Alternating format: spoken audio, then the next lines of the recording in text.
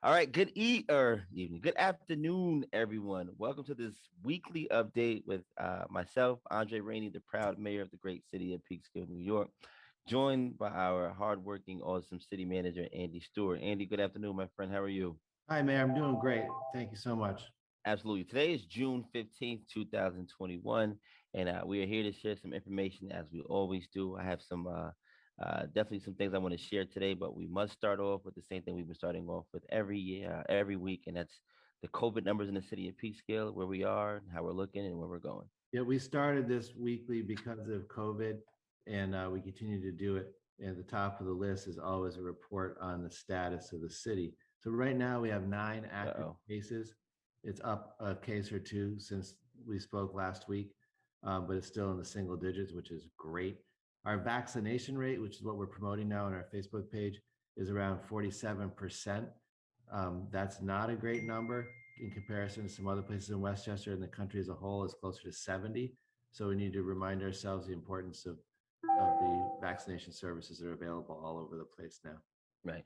And those that are interested in getting your vaccines, there's information all over the web, the CDC website, the county government website, and some information is also on our website on where you can get the vaccine if you're interested in getting it. So if you are interested, please go out there and do it. There are many places that are doing it now. There are many. It's readily available now. So make your way out there, and it's good to know that our numbers are staying low as far as active cases. Yep, no, it's definitely headed the right direction. All the promotion possible on the vaccination side.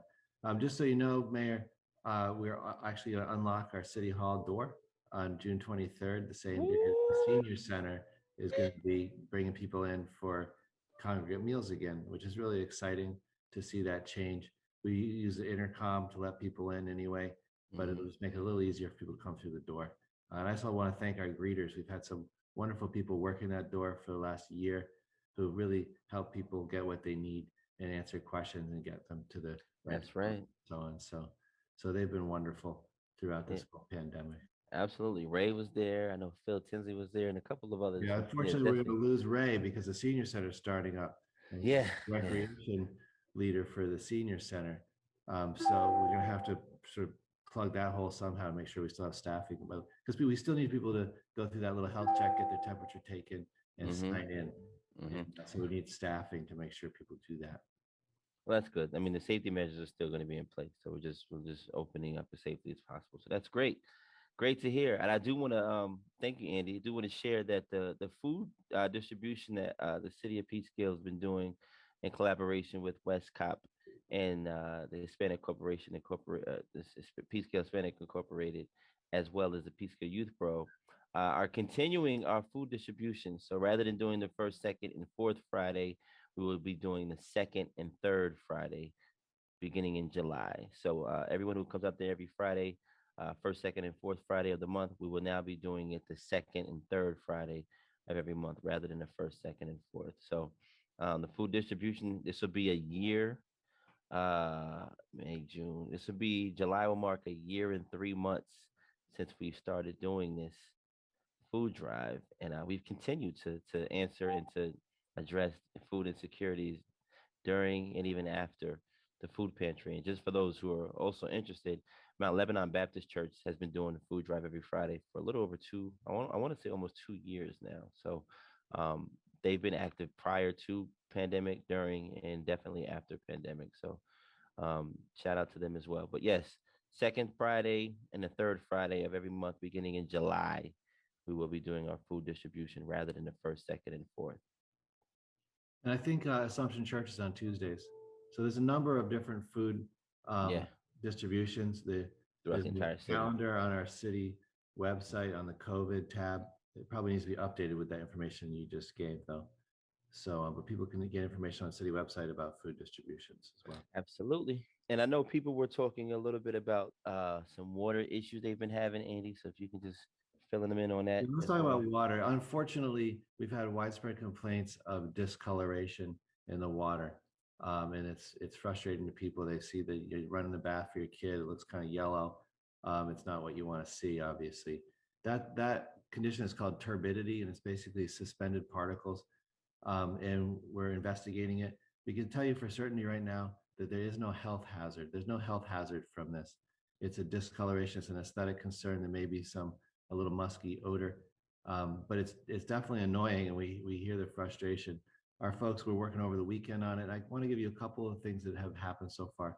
So one is that the plant tests a variety of water conditions frequently throughout the day. The turbidity test is usually every 4 hours, but we bumped that up to once an hour. So every single hour, we're testing or tracking that data as the water comes out of the treatment plant into the water system. It gets tested for that. It gets tested for chlorine residuals. Chlorine is what we use to kill bacteria that might be harmful to health. So you want to test for chlorine on the way out, and also test for pH. These are all water quality tests that are routine, and we need to maintain those within the standards set by the Department of Public Health. And so far, we are within standards for turbidity and, of course, for the chlorine and the pH as well.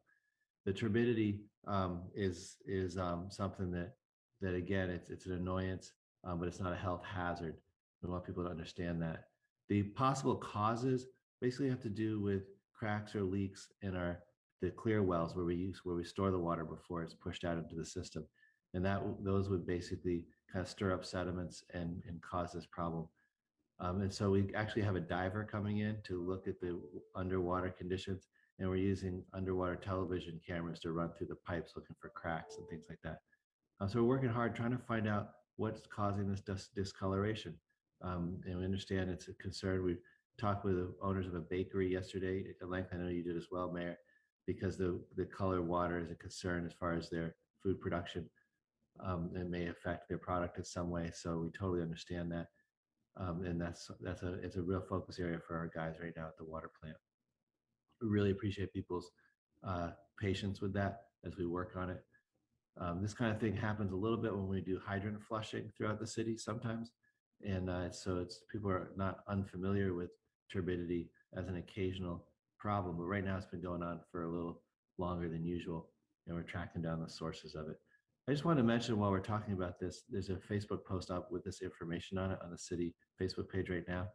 And at the end of the page, as I post, I put up, I'm almost reminding people about our Code Red system. Code Red you can register for on the city website. And if in the event that we need to issue a boil water order, which we don't need to do right now, but sometimes cities have to do that if the water isn't right. It's better if everybody's registered into Code Red. It makes that outreach a little easier. So consider it's a free thing. You just sign up for it. You put your cell number in there and your email address, and you can get notifications for severe weather, or for a water line break, or boil water order, or something like that. So this is a concern. Where there's also a number you can call the water department to let us know if you have a problem with your water, and that's on the Facebook post as well. And we're monitoring where the reports are coming from and checking them out as we go. So that's the water discoloration issue right now, Mayor. Yeah, I noticed it at my home too. So I'm glad that we got the information out there. Um, a lot of I've spoken to a few businesses and residents in the city of Peekskill, and one of the business owners that I spoke to said that she was just too busy to send an email. Um, but she also mentioned that she was on the phone like 5 or 6 times trying to figure out what's going on. So I just want to encourage people when these issues arise. It's always easier to shoot a quick email just to me or the city manager, just stating what the issue is. Fortunately, with technology now, you can literally do it from your phone. So it also helps us hold people accountable. Some people are saying that they reached out to the city like 3 and 4 weeks ago, or 2 or 3 years ago, or whatever the number is. If we have a paper trail of when you contacted our staff, then we can hold people accountable for whatever's done or not done, for that matter. But I do encourage people to continue to utilize email whenever they can, only because it really helps us pinpoint when issues are, or when the city's notified of certain issues, and that also helps us hold people accountable. So I just want to throw that out there for those people who may have been waiting for a response. Also, and I mentioned earlier about the food pantry distributions are going to be on the second and third Friday. I just want to make sure that I add that the mobile food truck is also going to be there on the first and fourth Friday. So this is why we're changing it. So it's not like we're limiting or cutting back on the food distribution. The first and fourth Friday is going to be mobile food truck now. It used to be the first, second, and fourth Friday we did the food distribution, and the third Friday they did the mobile food truck. But now it's going to be two and two, so it's pretty much the same ordeal. Um, every Friday you get to line up and come grab your groceries, take them home. It'll just be a different group of people doing it. That's pretty much the main difference. So, but Andy, thanks for that order update. Much needed, very necessary. Now, I do want to remind people that this weekend is Juneteenth in the city of Peekskill in the state of New York. It is finally a holiday in the state of New York, thanks to the Governor Andrew Cuomo. So thanks. There are numerous events happening Saturday. One is going to be held by the Peekskill City Youth Borough at Depew Park. I know it was posted on Facebook, the Pew Park, and people were saying, is it the riverfront or is it this park? It's the Pew Park, the Pew Park at 1 p.m. Social distancing will be required. Masks will be required, at least asked to where I know some people have been vaccinated, but we still encourage you to wear your mask if possible, especially in areas where you'll be congregating around others. But there's going to be an event there. There's going to be an event at the Esther Street Esther Place, right in front of the Bean Runner Cafe, hosted by Ray Blue, in memory of an acknowledgement for uh, one of the our fine artists and musicians, Sax Mo, in the city of Peekskill, who unfortunately passed away last year. But they're acknowledging him and recognizing him. That's going to be around 6 p.m. at Esther Street, and also at 6 p.m. at Be First Boxing. They're hosting another event in memory of Keith Mulligan, the boxer who passed away as well. So these are just a few events and things that you can participate this weekend, and also celebrating Juneteenth here in the city of Peekskill. Well, we're talking about things to celebrate. The city council made a proclamation last night for Pride Month.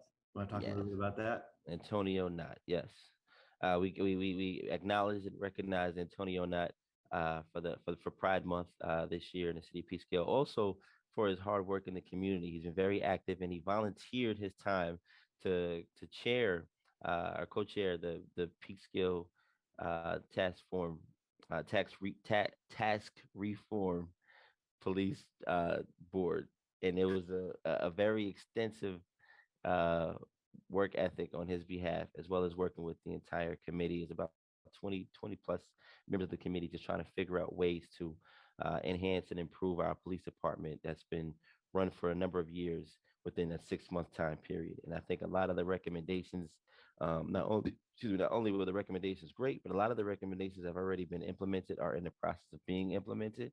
But Antonio Knott was willing and ready to volunteer his time, and he came through and he stuck it out. Sometimes 2 and 3 meetings a week, 2 and 3 hours at a time, just figuring out where the city is going to go. And he represents for the LGBTQ community as well. And he's also, and I keep highlighting this because I was so excited when I found out, but he's also a DJ. He makes people dance. He makes people feel good. Nothing's more fun than being able to make people feel good by playing the right song. So shout out to you and congratulations to Antonio Knott and the entire LGBTQ community here in the city of Peekskill, New York. Absolutely. He's really wonderful to work with on the Police Reform Task Force for sure. Absolutely. Very much appreciated. A couple of items that might be worth talking about. I just want to just plug our marijuana legalization survey again. It's up on our Facebook page. We're running it for another month or so, Mayor.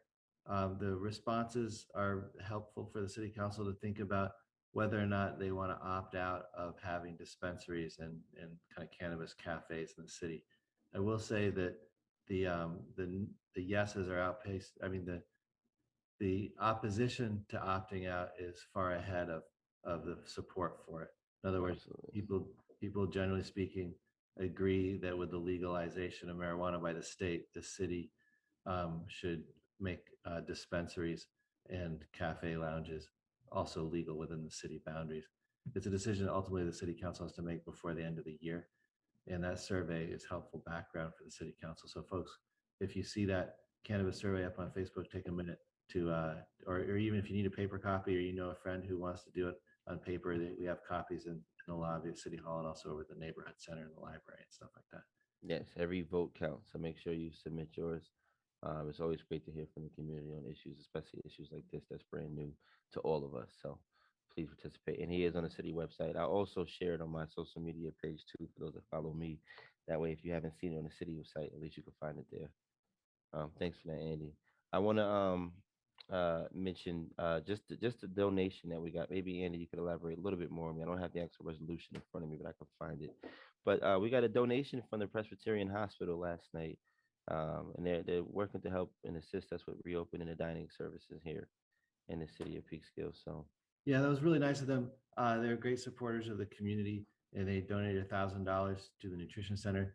And our director, Jonathan Zamora, said that they can use the money to buy tablets to help seniors to learn how to use electronic devices and to take care of some of their household tasks online.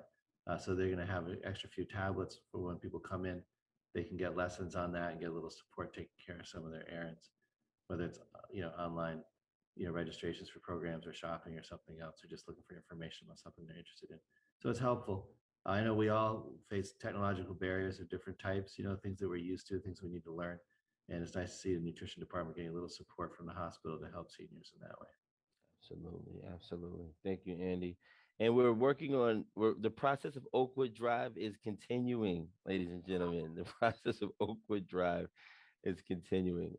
It's been a lot of work, and we've been trying to push getting this street repaved and taken care of for Yeah, Oakwood is a almost huge 7 project for years. the city. It was Yeah, federally funded to a large degree. And there's a sewer line, a water line, and a storm drain running through there, and a sidewalk and pavement that needs to be replaced. And we really have a lot of enthusiasm to get that project done. a Um, lot it's of nice to see the enthusiasm. construction process going to move forward with the acceptance of a bid for that work product. I've been out there myself. We looked at it, understanding what the need is, trying to figure out how we could get through the pandemic. We delayed it a little bit, but we're able to get it going now. So there's Absolutely. in the right direction. This infrastructure stuff is super important for the city. Any city in the Hudson Valley, the age of Peekskill is going to have a lot of deteriorated underground pipes, whether it's storm drains or water lines or the sewer system. And so we got to stay on top of that, and it's something that's important to get done. Hmm. So, Andy, I only have two other things I want to just remind people. One is early voting has started. The locations to vote are the neighborhood center right here in the downtown, right across the street from City Hall in Peekskill, and also the Lincoln Museum visitor center. So, and there's much information, plenty of information online for you to exactly for you to know exactly what times to go vote. So early voting has started. And it goes into, I believe, June 22nd is the last day for early voting. So make sure Which you is get the out and date of the vote. primary election. And Yeah. yep. And the last thing I want to say, then I'll turn it over to you, Andy, to say anything or respond to any comments on Facebook, is Happy Father's Day weekend, everyone. I love this holiday almost as much as I love Thanksgiving and Christmas because I get to spend time with family. We get to acknowledge a lot of our great young men and fathers in the world, and we get delicious food. So happy Father's Day to all the fathers, soon to be fathers, great fathers, grandfathers, great great grandfathers, uncles that are fathers, and anybody that's a father. Happy Father's Day weekend to you.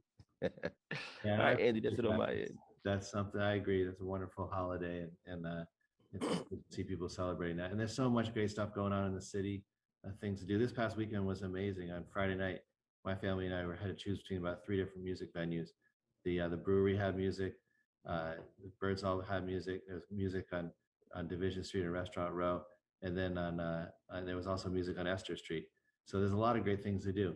And down on the waterfront, the Feel Good Music Series was just extraordinary, and it's happening pretty much every other weekend throughout Yeah, the just summer. a place. I got to swing by when just a place for performing. They did a everybody did a really good job. I didn't get to catch everyone, but they did a really good job. But there's so much good in the city of Peekskill. There's a There's a lot lot of great going things on. just happening. Great things Absolutely. are just happening right after a pandemic. Things are just happening again. So, Coming up on the 26th is going to be the Gay Pride Festival in Pugsley Park that the Pride group is organizing. and that's going to be one of the first events over there, right? In a Yeah, while. first one, we had to dig deep into the history of that park and verify that the prohibition on sports did not include prohibition on cultural events, which was kind of a misconception. So Goodness, I love this city. we've gotten that going. Um, All right, so we got any comments on the board? honestly, I'm not seeing anything, to tell you the truth. We have about 9 people watching live right now. I'm not Okay. seeing comments. I want to mention also, for staying in touch with the city, there's a lot of ways to do it. One new way is we started producing a monthly newsletter. I think we got about 65 or 75 new subscribers last time we pushed it out. So if anybody's interested in that, we've just edited our homepage, and you can easily click on the Facebook or the Twitter tab, or click on the newsletter tab and sign up. It has special event information and a message about, each month we feature a different department.